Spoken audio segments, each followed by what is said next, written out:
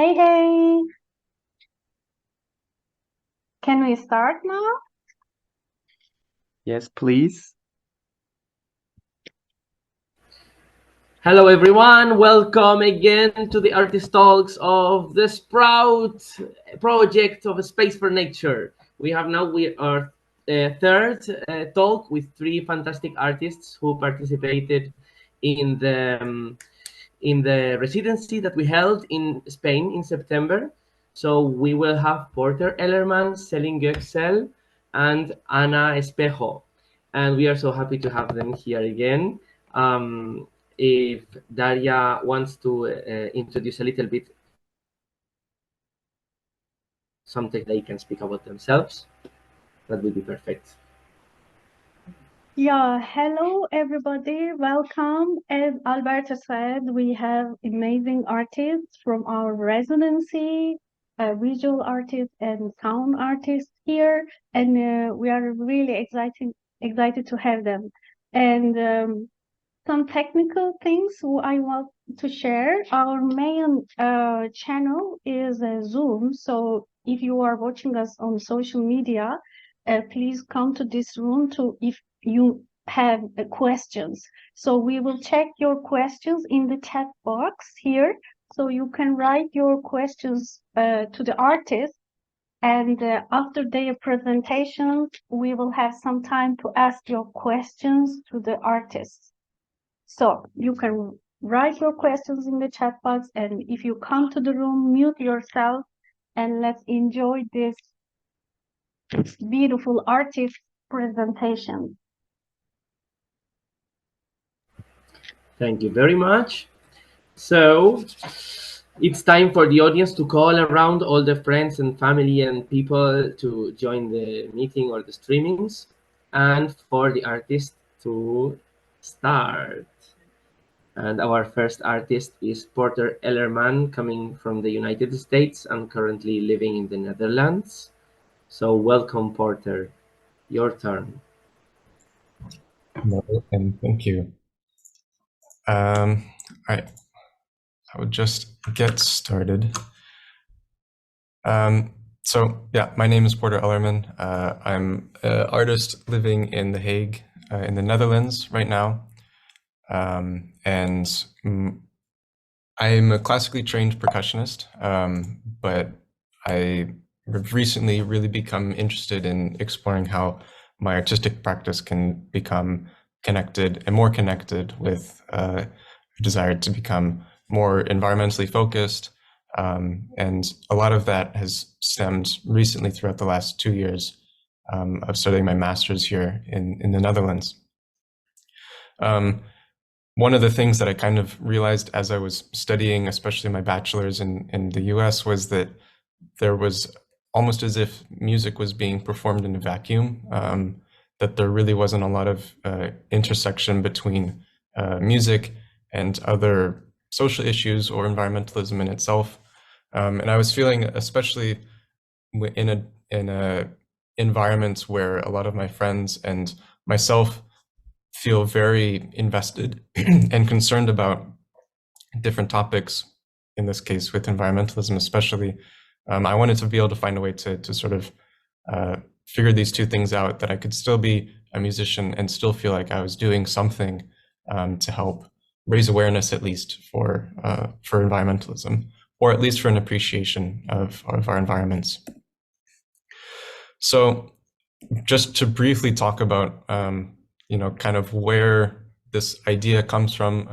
I did my research from my master's on how percussion and environmentalism can be connected, and a lot of it stems from looking into sort of the cultures that I knew existed but weren't very familiar with and wanted to become more familiar with. And so in the southern United States, also in Mexico, there's a lot of indigenous people that live there that have had generations and of traditions and practices that are deeply embedded in environmental practices as well.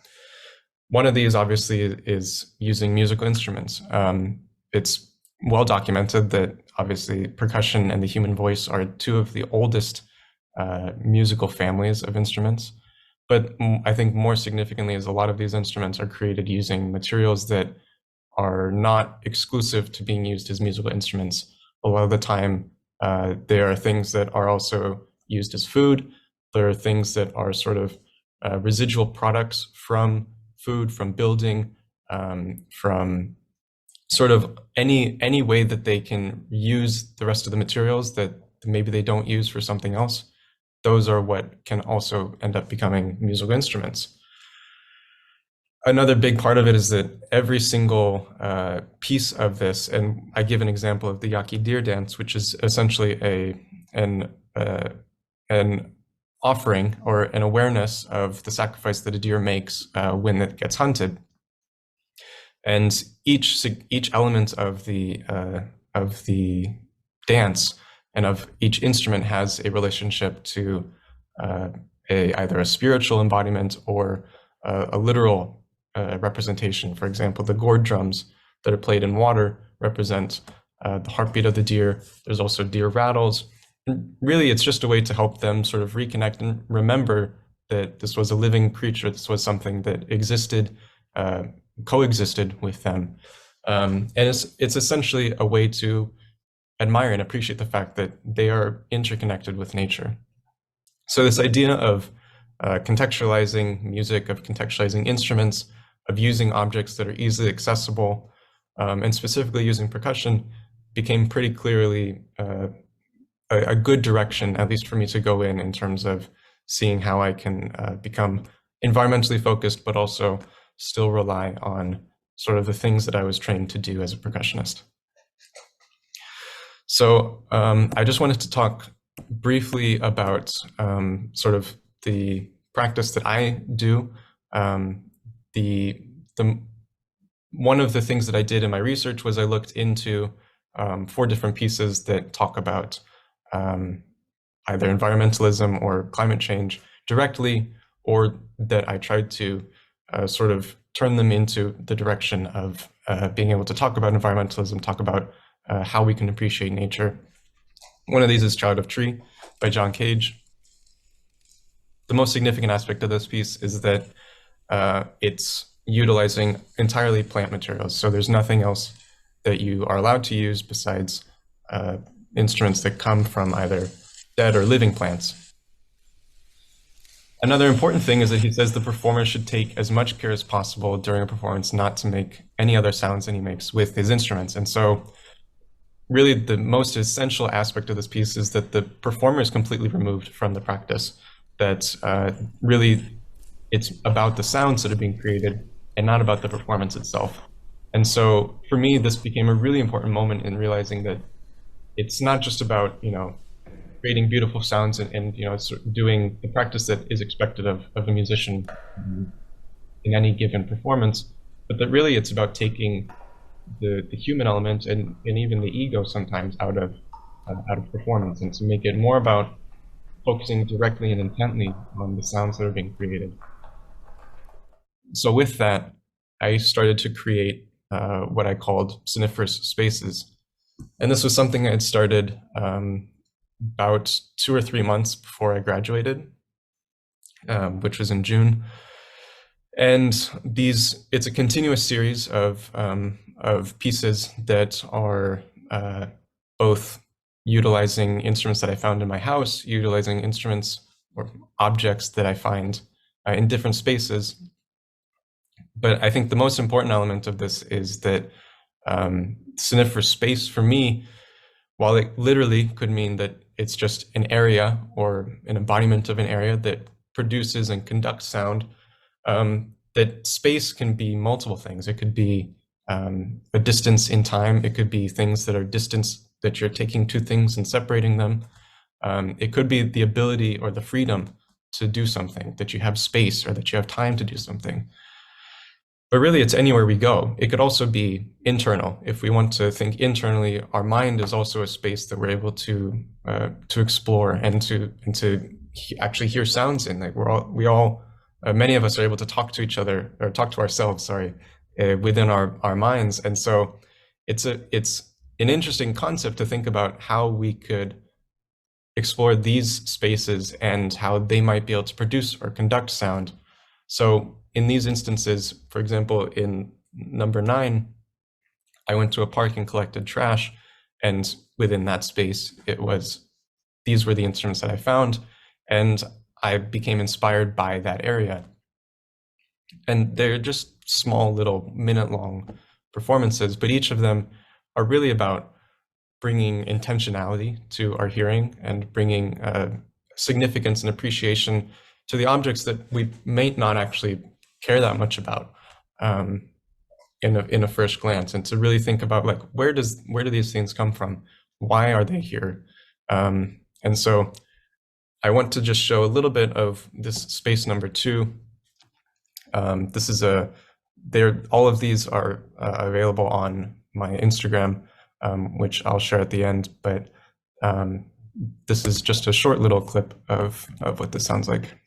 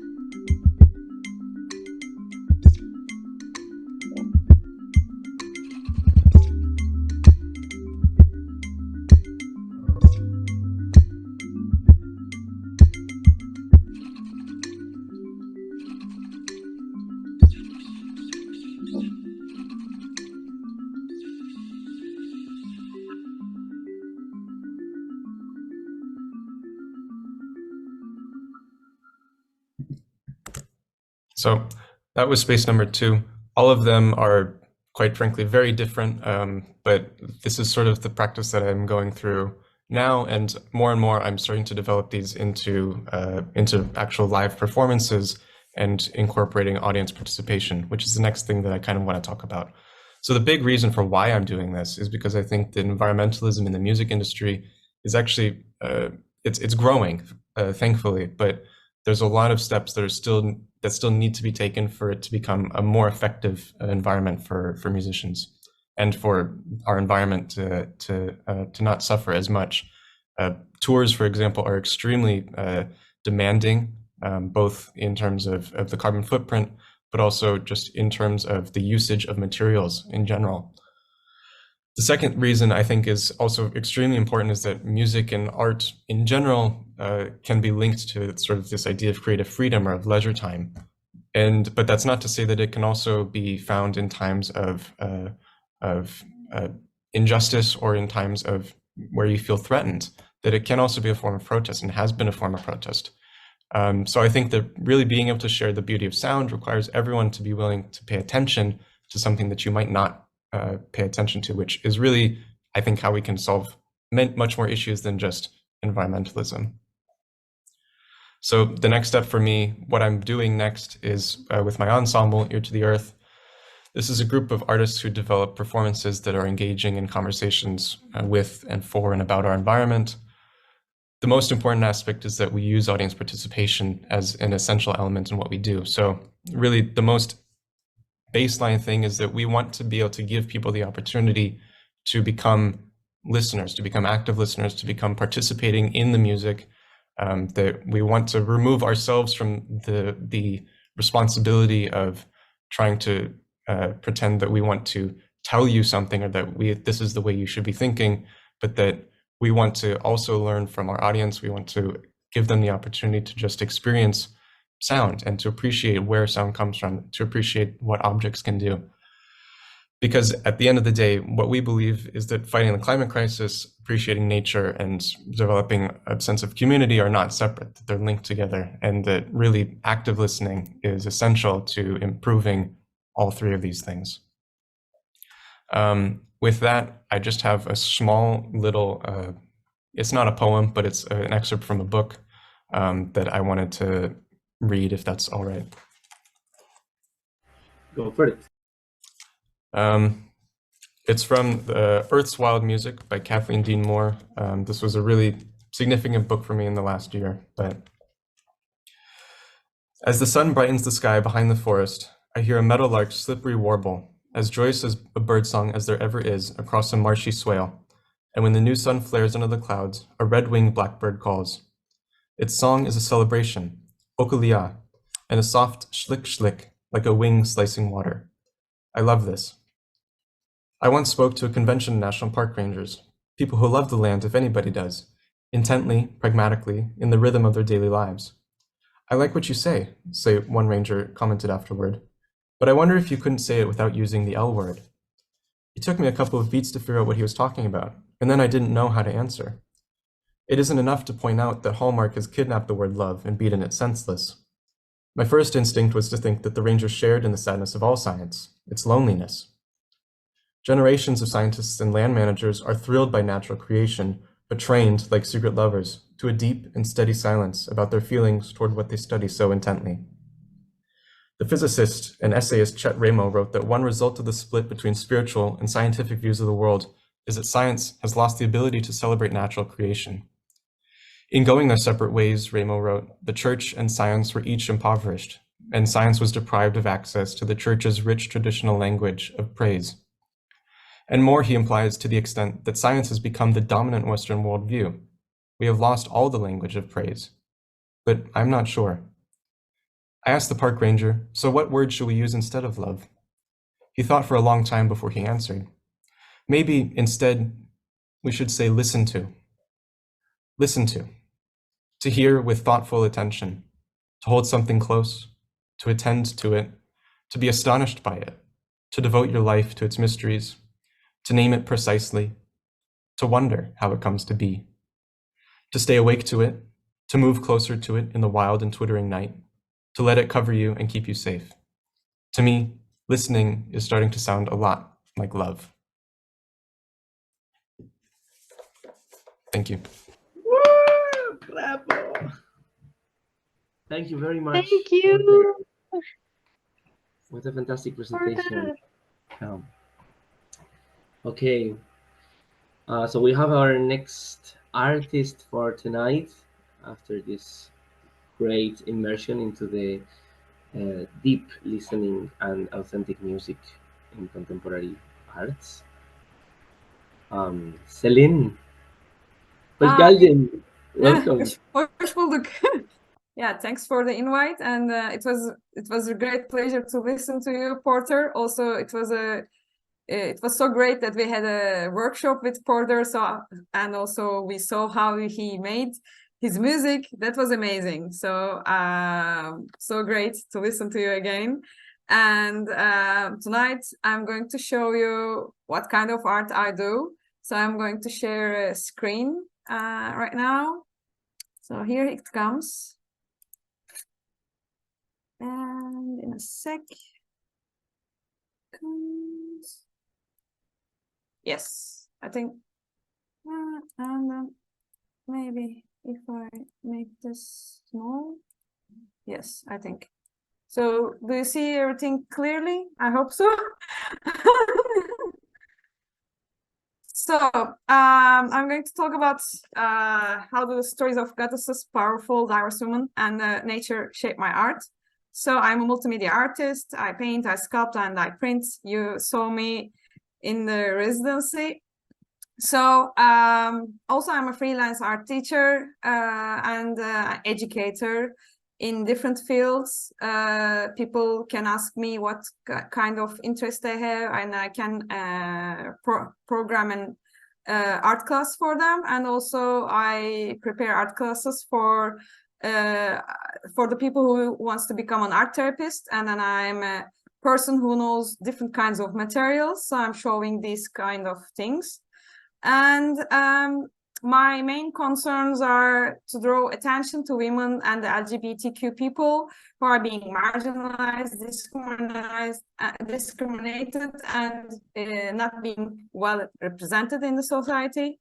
And I'm also making research about my family history and working about those in my art, how the traditions and also how the family recipes pass through each other. from my grandmothers to my mom, to my aunties, and to me, my sister, and to my niece, for example. And I'm using different kinds of materials. And because of being a different kind of multimedia artist, I call myself. So with my students, I also use different kind of materials.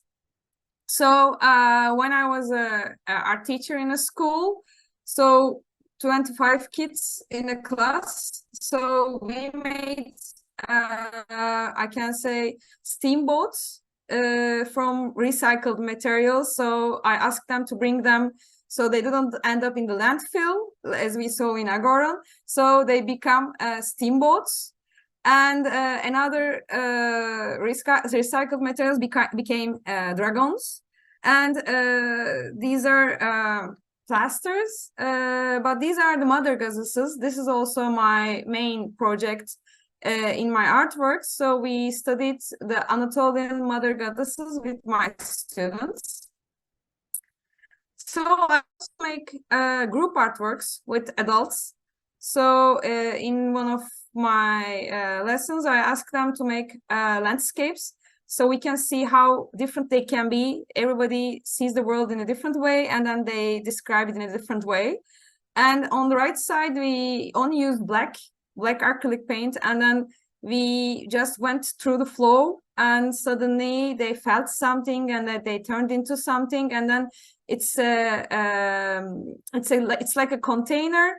So this paper contains all the feelings, and we are responsible from each other. And then as a leader, I am, so we contained it in there. It was a very powerful work. And so as you had seen me in the residency, I was carrying two sculptures. They are called Eve and Adam. And then they have been traveling with me since 2016 all around the world. And they had been to Thessaloniki, where my grandfathers and grandmothers came from. And they had been to Barcelona, where my Sephardic, my grandfathers, grandmothers came from 100 years ago. So they had been to Norway, and they had been to Paris in front of Notre Dame, which got burned. So it's a sad story. That's why I wanted to put the photo of it. And they've been to Kars in front of the Ayer ruins. We can see them. And this is from the COVID times. So I couldn't go far away. I just went to see the Maidens Tower. So they are in front of them. So I just wanted to show these because I think you never seen these, my friends who had been with me. So these are from Agoron. Most of them are from my morning walks, 8 o'clock morning walks before. So Agoron was a place, a very fertile place that we had a chance to see the, I forgot to say how to say, vineyards. And then the fertile grounds. So I put my sculptures around them, and one of is in front of, inside the cove of a tree, and one is at the landfill of Agora. And also before the residency, in the COVID time, we can say second year of the COVID time, I had the chance to go to Bulgaria. First they canceled, and then they decided to do it. It was a great relief out of being out of the house. So in that area, I realized the space and the nature in a different way, because as a city person, I had never been in a very open space like this for long days, and then very minimum sound, I can say. It's not a good explanation, I know, but even there, you may say that there is no sound. Of course, there's a sound, but maybe the sound of the wind, sound of the nature. It was amazing to feel that. So these are the photos from that space. And then in that time, it was September or October. It was October, and it was kind of cold. So the main thing was keeping the furnace hot, always the fire on. So it became, in the end, I constructed the fire tree. So I wanted to show you that one. And then in Turkey, we are unfortunately losing our grounds to constructions. Unfortunately, we don't let our crops to grow, and then the farmers decide to sell their grounds. So I'm very sad about this. That's why all the hay bales become cements. So there's a woman trying to push the cement hay bale, and then she tries not to let the people lose the fertile grounds.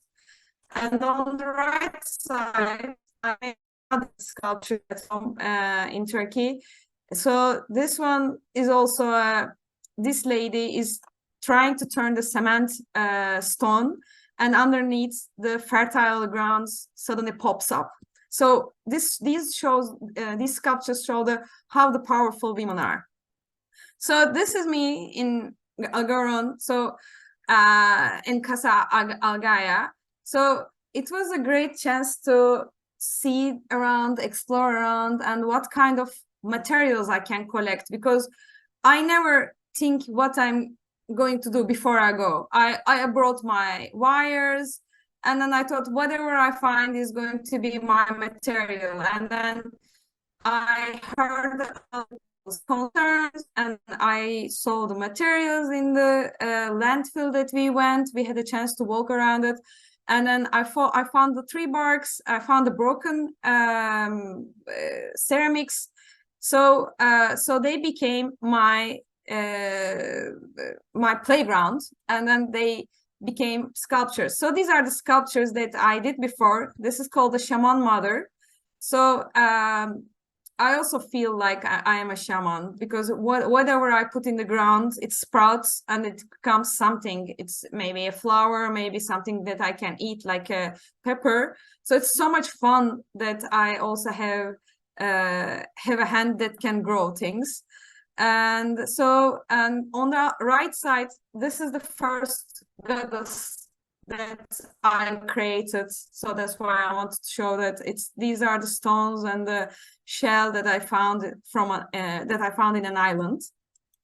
So these are the also nature inspirations. Nature always inspires me. They always whistle into my ear. So they always tell me, okay, pick me up from the ground, and then I can't stop it. And then I just pick it up, and then I want to transfer it. I want to keep it. I know that natural object is gonna die someday. So I want to make a documentary out of them.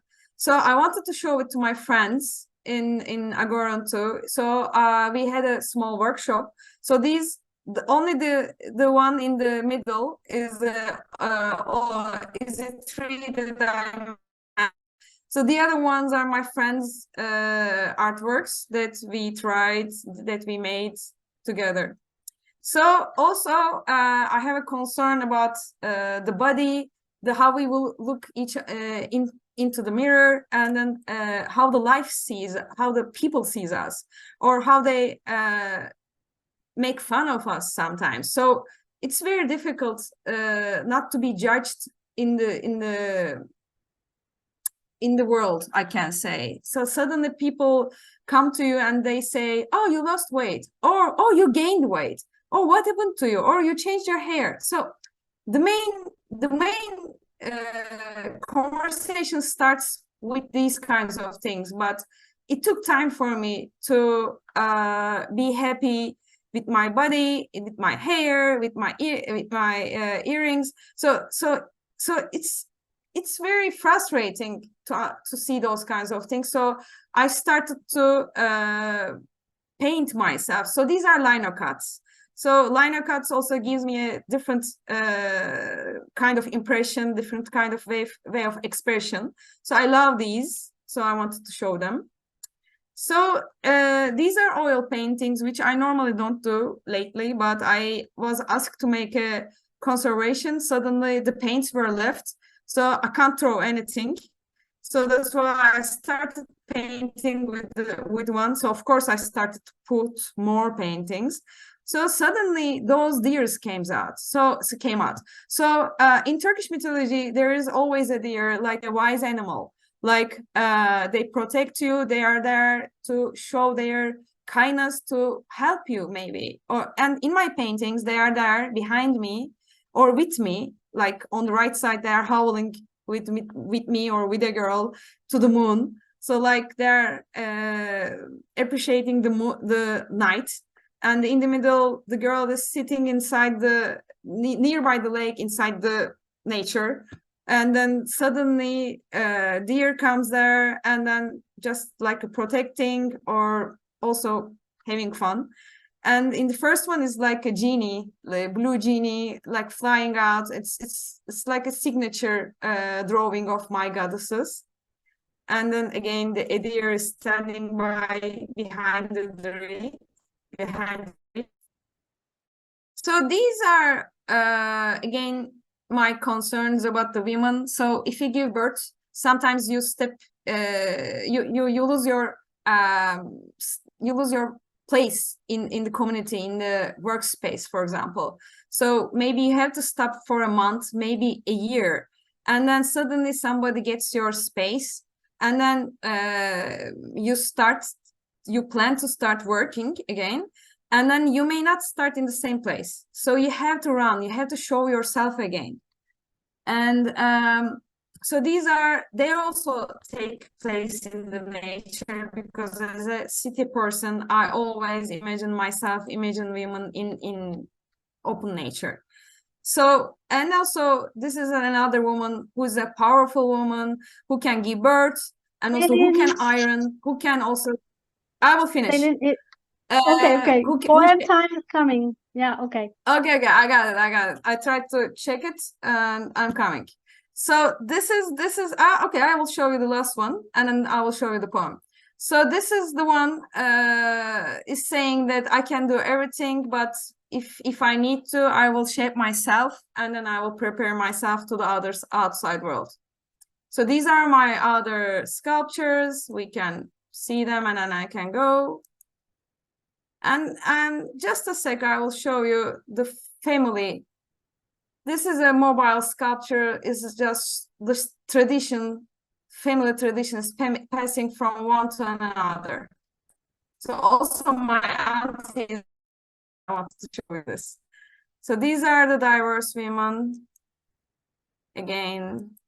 And this is the poem time.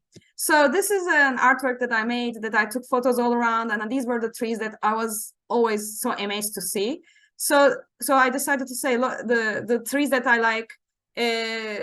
Okay, I need to see the translation. Just a sec. The trees I love, the branches cradle me, the life embraces me.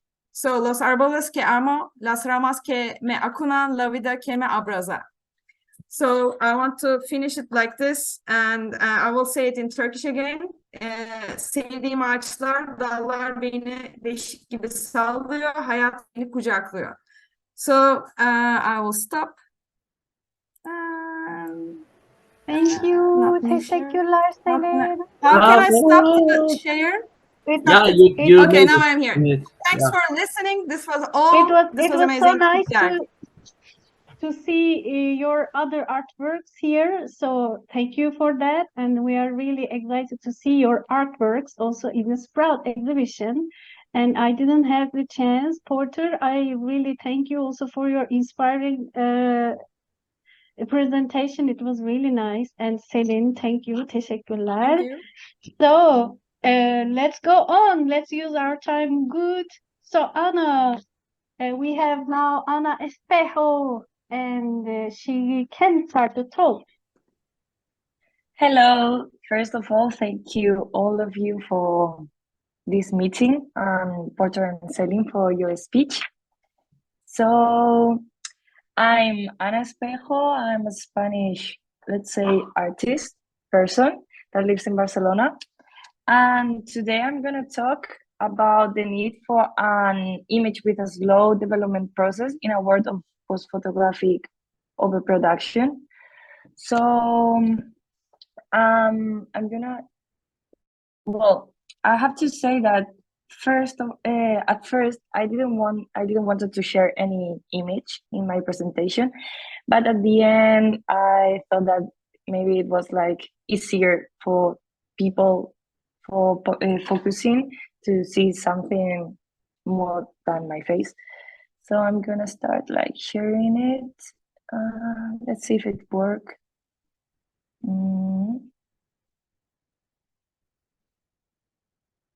Let's see.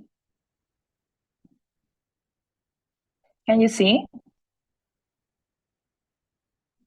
Yes, yes. Yes, we can see. But now it's not working. Wait. Okay. I can't. I don't know why it's not working the full screen here. Well, yes, this picture. Okay, so this picture, I took it from an Eric Kessel's installation, and it's called Photography in Abundance. And it was an installation that this artist did, and he took from 24 hours of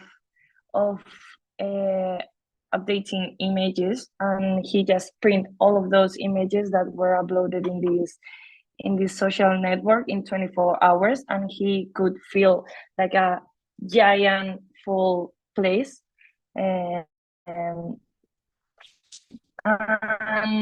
So first of all, I want to talk about what post photography is.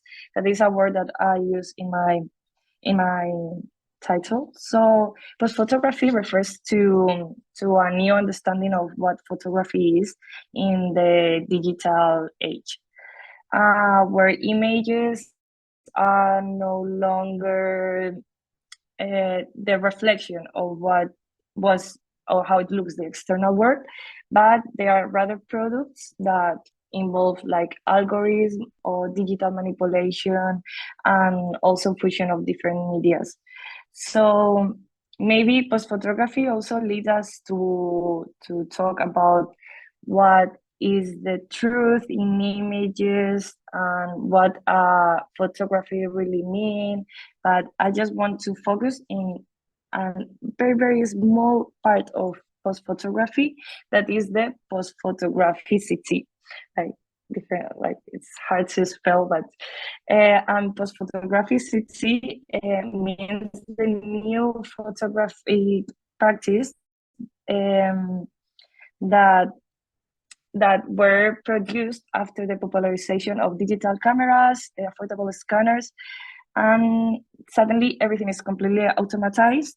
Everyone can produce photographies, and this connects also with the arrival of internet and the assimilation of the social networks as a way of sharing images. So now internet also depends on this new way of producing images, and this creates an overproduction of images that affects every part of our daily life.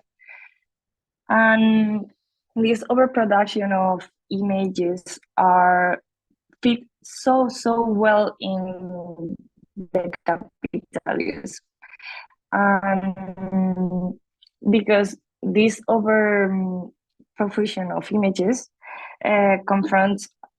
goes like super fast, like capitalism works. In this post photography way of dealing with images, we find like photography and images that are completely desmaterialized.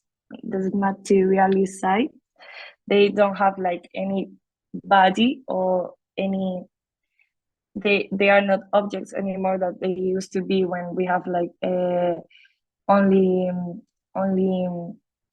paintings, or even with the first ages of photography that were analogic, and you need to print them, and they all have the net. Now that everything is digitalized, there is no body. The image goes in a more abstract way, and it can be very easily transmitted and circulated via internet, and it goes in a very frenetic and incessant flow. For the first time in history, every person can be a producer, but also a consumer consumer of images. And this dualism leads us to a system that needs us to create ways of producing images, but also hypervisibility of these images, and makes a completely voyeurism, let's see this way, a voyeurism assimilated culture. And so we are in this situation of this flowing of creating images, and capitalism here works in post photography in a system that make us produce images all the time, but at the same time the consuming of these images promote sorry, I got a bit lost. So the post photography system, like other fields of capitalism, works by a constant flow of the production, no? And production and consuming of this. The produce to consume and the consume is promoted to continue producing. And so this mechanic wheel of capitalism continue rolling. Also, we are talking about images, but images are not simple objects. They represent icons, and also they have like their own symbolism. So they coexist in a very, very complex system where they are influenced by humans, but they are also influence us, the humans, because they are like full of content, and it's like a binary system that depends on each other.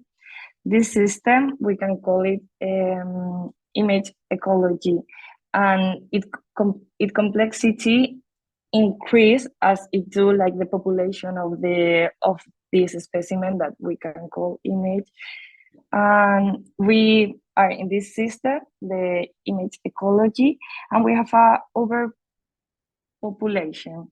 We are overwhelmed in this system, and so this leads to the ecological thinkings. And now my work is a bit focused in this way of thinking about this system in a more ecological way. So I'm now gonna show some of my work that is related with the digital images, and doing like kind of like a manifesto to go a bit away of the digital images that are the ones that create this overproduction and really desmaterialize everything and disconnect us to what really an image, an icon is and really represents, and create a slowlier process and connection with it, an image that grows with the producer, and also the producer grows with the development of this image. So what I do is let's see if it works. Yeah, so I take digital images. Oh, sorry.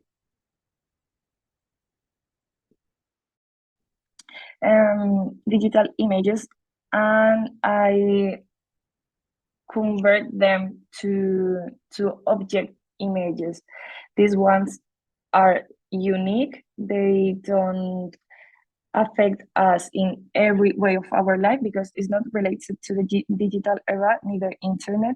So the capitalism can affect into it if there is not a monetary transaction like in the art market do. And so these are some examples. I don't know if my internet is gonna let me share them, but these are some examples of this, like materializing digital images to painting. Here, this chart.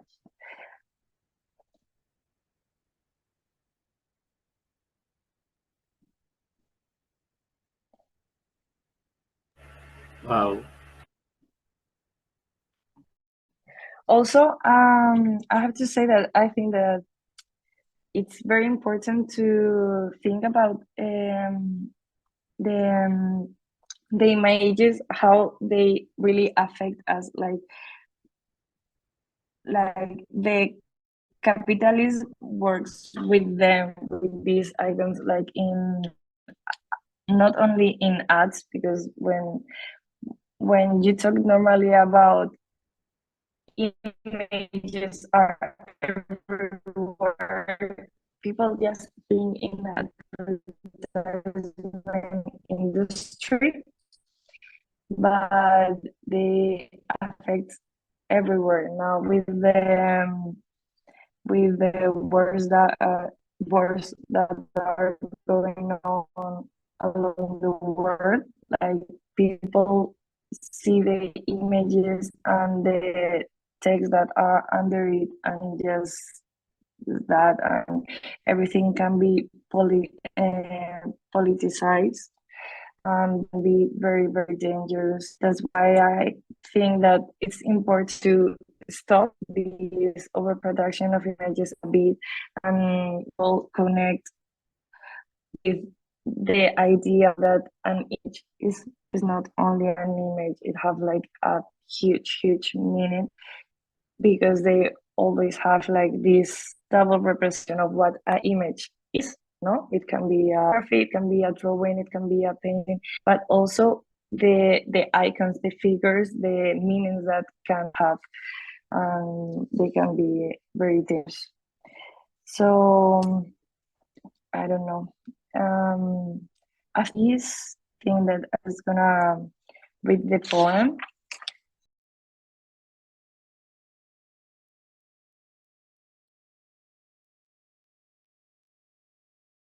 Thank you, Ana. I think maybe her connection is cut, huh? Because it's cut Yeah, somewhere it in the is middle. so. Maybe it's on purpose, and then the poem is the silence coming from nowhere and Yeah, because decelerating. I cannot see her here also. So her connection was, the sound was a little bit going bad, and now, yeah, she's coming back. So maybe she can. Ana, Hello, welcome back. did you lost me? Yeah, you Yeah, lost yeah, me. we just missed the poem. If you want to share it. Okay. Nice. She doesn't have a poem, but if you want to say your last I words, do. Yes, she does. She does have, I think. Oh, okay, I do. perfect, please. Yeah. Sorry, my internet is working so bad on the presentation. I did the presentation, but it didn't work neither. So I'm so sorry. That's But part of the glitch, Anna. yeah, it's true. So I choose a haiku, but I'm not gonna read only the haiku. I'm gonna read also Gary Snyder's analysis of it, because I've been talking all the time about images, but this description of the haiku really creates also a very, very poetical image in your head, and I think it's very, very beautiful. So the haiku says, the sparrow jumps across the gallery with wet legs. The Gary Snyder's analysis, well, let's say analysis description. You can clearly see the wet footprints in your mind. And in those few words, you can also see all the rain that has been falling that day. And you can almost smell the wet pine needles and the tree leaves. And that's all. Gracias. Bravo. Thank you. Thank you, Ana. Thank you, Thank you Porter, to you. Selin, Ana. It was so nice to hear about your art and your artistic philosophies, and see some of it and hear some of it. Thank you very much. So we can go on with the question and answers part. We have time for it, so we have about 8 minutes. So Alberto is collecting the questions that you wrote on the chat. So we have a few questions among us now. Yep. So also we invite like the other people, to Lai, Islam, all these beautiful people who have joined the Zoom meeting. You are also invited to write your questions in the chat if you want. Apart from that, we are here, like we have some questions. I would like to start with a very general comment, because I always try to find a common ground between the people who are speaking here with us. So I think that intimacy could be something that could be found in your three artworks, because, for example, in Porter's artwork, this deep listening creates a very great intimacy with the natural elements and all those waste elements that he reconverts into instruments, no? And in the case of Selin, for example, the importance of family coming in so many artworks, and also the worshipping of simplicity, simple pieces, and small, no, art pieces, those little goddesses that wow, how many of them have you ever done? I have this curiosity, like with your students and all that. I don't know, so many. Hundreds, thousands, I don't know. And then in Anna's, around hundreds. yeah, it's impressive. And then Anna's, also in Anna's work, this intimacy of slowing down, this accelerated rhythm of media, and this photography that comes back to painting, which is another way to live intimacy also. So that was like a general comment that I would like to start this question and answer time with. And maybe, Daria, you have some questions for Porter, right? We have... Yes, also I would like to ask my question. In case our answer goes a little bit longer than 1 hour, our social media stream can stop, so you can find us still in the Zoom room.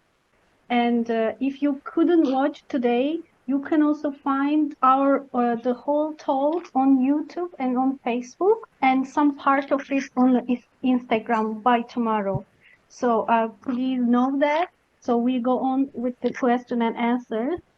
So my question is about the performances of Porter, that he really likes to include audience in it, even he's making them part of the music participation, creation of the music.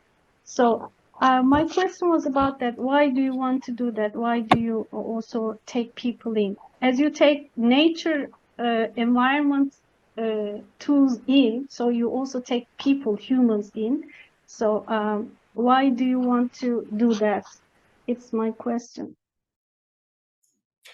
Yeah, I think the main reason that I really enjoyed being able to include other people within the process is that, well, actually, I did talk about it a little bit in my research, in my actual thesis, but a big part of it comes from wanting to allow people who maybe view music or view sound or view just the world in a different way. Like, some people are very visual, some people are very tactile, some people are very oral interpreters of the world. And so it's also sort of trying to extend the ability for people who maybe want to experience music in a different way, or need to experience music in a different way. But I think it's also just a significant element is I don't want to, well, aside from the fact that in a musical performance, if it's about environmentalism, whatever I do or whatever an ensemble does, it's never going to change how a person, it's not going to force somebody to change what they think or what they believe. But if I'm allowing them the opportunity to join me, and then I can also learn something from them. And I think that that's an important element and aspect to me in music, is we're able to actually remove that barrier between the performer and the audience, because then that helps us listen better. Even for myself, that I find that even musicians struggle to actually listen to each other sometimes when they're really focused on what they're doing. If what they're doing is difficult, like, it really takes a time and energy to focus on what somebody else is doing or what they're saying. So I think it's just a good practice for all of us, and I think that's why I really enjoy doing it because I always learn something different, whether it's from somebody else who, you know, is just musically thinks very differently, or if it's just about, you know, having them do something to a material that I've never heard before, and it's like, well, it was only because that was that person that did it. So it's a bit of everything, I guess.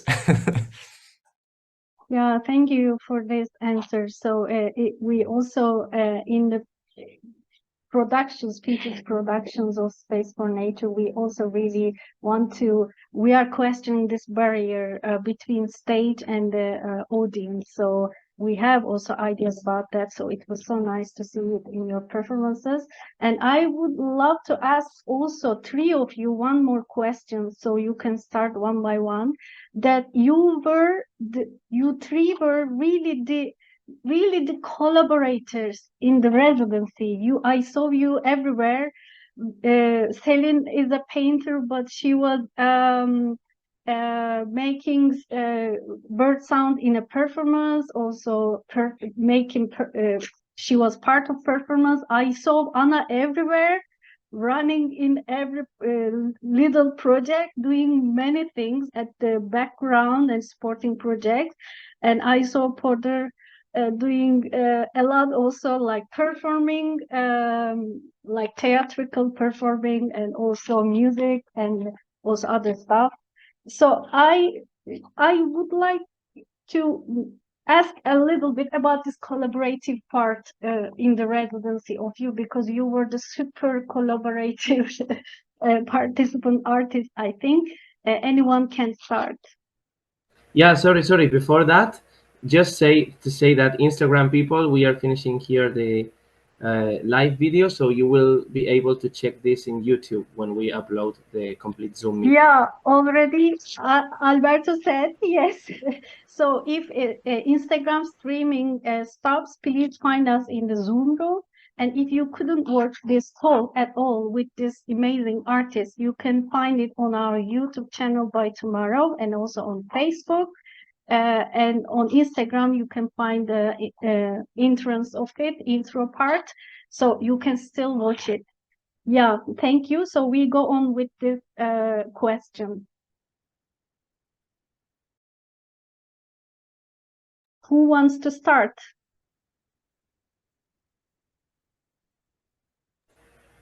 Nobody wants to start. Now they are not No, so participative. Okay, I'm gonna Okay. start. I can. Okay, If no one if you want to, okay, of course. We both.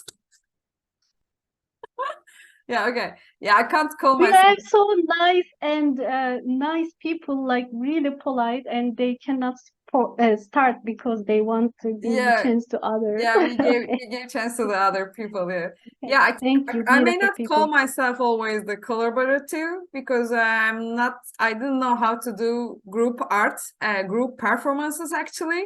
So one by one approaches were easier for me. So Gigi approached me, and then because one day at dinner I said that I like making sounds. And then she said that, oh, you're making sounds. And then I made a sound of something, a bird, I think. And then, and also I like to make the sounds of anything, like the chit, chit, blah, blah, blah, those kinds of things. So like an advertisement sounds. So, but I can't sing, I can do a sound. So she said that, can you do a bird sound? So all the morning walks, I decided to find a bird language. So I started to imitate while I was walking. I listened different kinds of birds.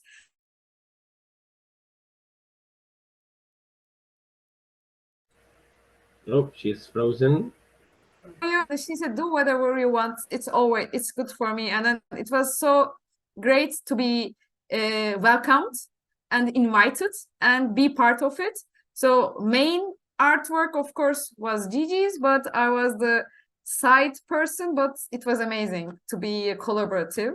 And also I invited our photographer Ainara for my artwork. So it was also amazing to be collaborated with someone else in my artwork too. So it was amazing to be each other's artworks. So I'm just throwing a ball to Ana or Porter, catch it. Okay, I got it. So I wanted to say that I'm a painter. I also do video, and I work in cinema.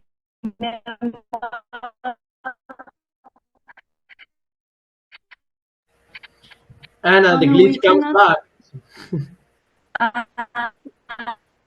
And each of these have like, when you paint, you are okay. Can you hear me now? Yes, now it's okay. Hello. We think you do it on Okay. purpose. Do I start again? Yes, please. Yeah, I was glitching like my work. Can you should start again? Yeah. Okay, yeah. So about the cooperation. So the thing is that I'm a painter. I work in cinema, and each of these things have like their pro things and against things. And when you paint, you are all by your own, completely alone in your studio with your thing, with your method, and you are like in another world. And I think that it's a bit complicated for your ego, because you get involved in just your stuff, and your stuff is the best, and blah blah blah, and it's a bit dangerous. And in cinema, it's completely the opposite. You're just one thing that makes the whole project possible. So every time I go away from the studio and I work in cinema, my ego get destroyed, and it's like completely comparison, and you're just one small piece of everything. And I like both of the steps, like the personal creation and also the completely cooperation. And that's why I was like so open to do any kind of thing in the residency, because there were like amazing minds there and beautiful people, and everything was like just flowing. And I wanted to learn things about everyone, and also get like influence of them to create my own stuff, and just flowing. It was cool. Thank you, Anna. So the ball goes to Porter. Yeah, I mean, I think it's also it's a similar story. I don't think it's as severe as being a visual artist, because I think with most musicians, I would be hard pressed to find one that hasn't worked with other musicians. I think that would be very weird, and I wouldn't trust them.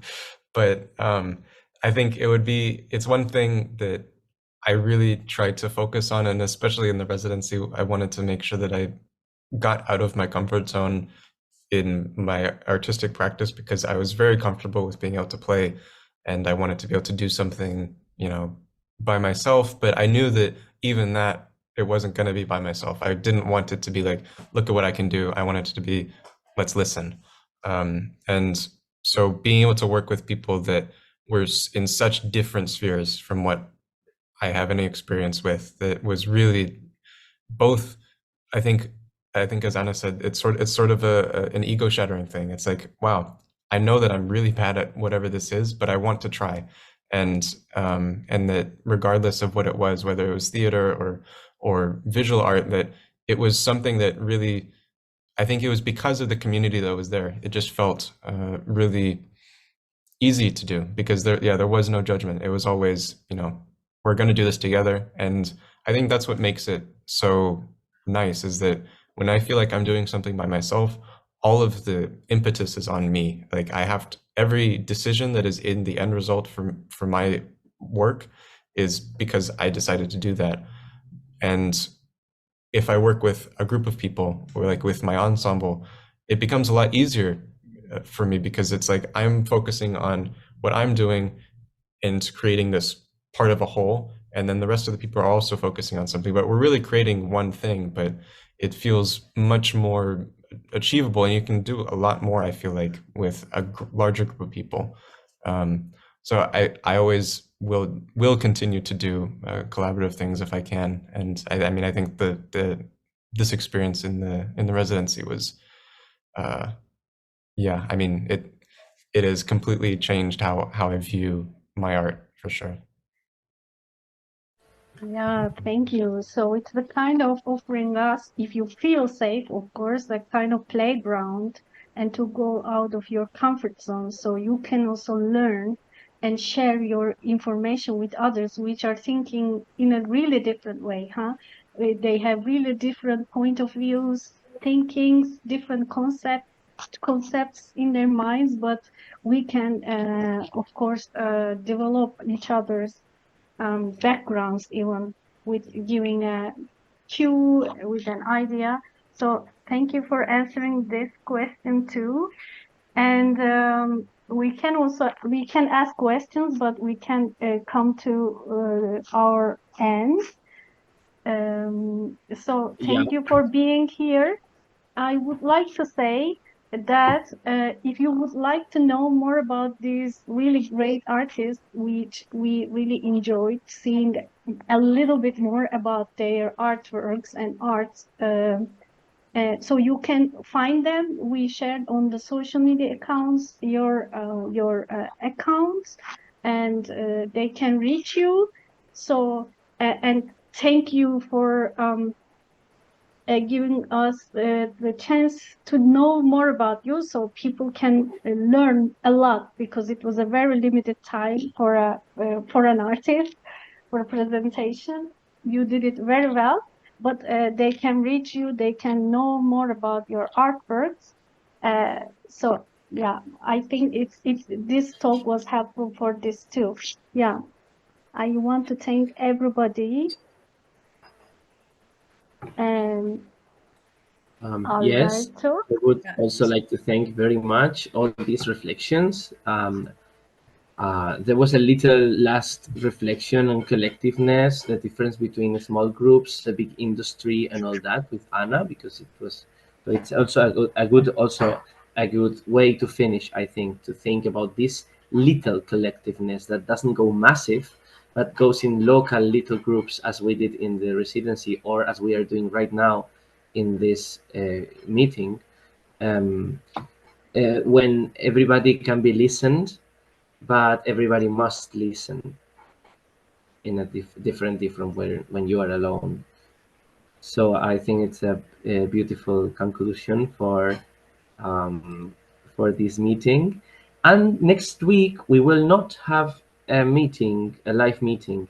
Our next artist talk will be on the 30th of November with our wonderful feminist collective, Las No Mamas, which was a group appearing in the residency also, and they really nourished it with very valuable moments and messages.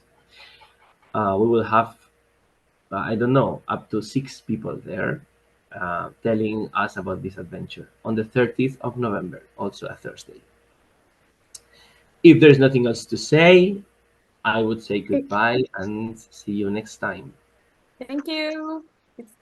Thank Thank you you for so this much. night. Porter, Ana. Thank you for the welcomers, for the comers. Islam today. Thank you. Night. Thank you, Islam Tulay, and Eren. He is at the Today is my technical auntie. part Is of from space. Dublin right now. Bye bye. Bye bye. Thank you, everybody. Fantastic. Goodbye. Bye bye. Bye bye. Bye.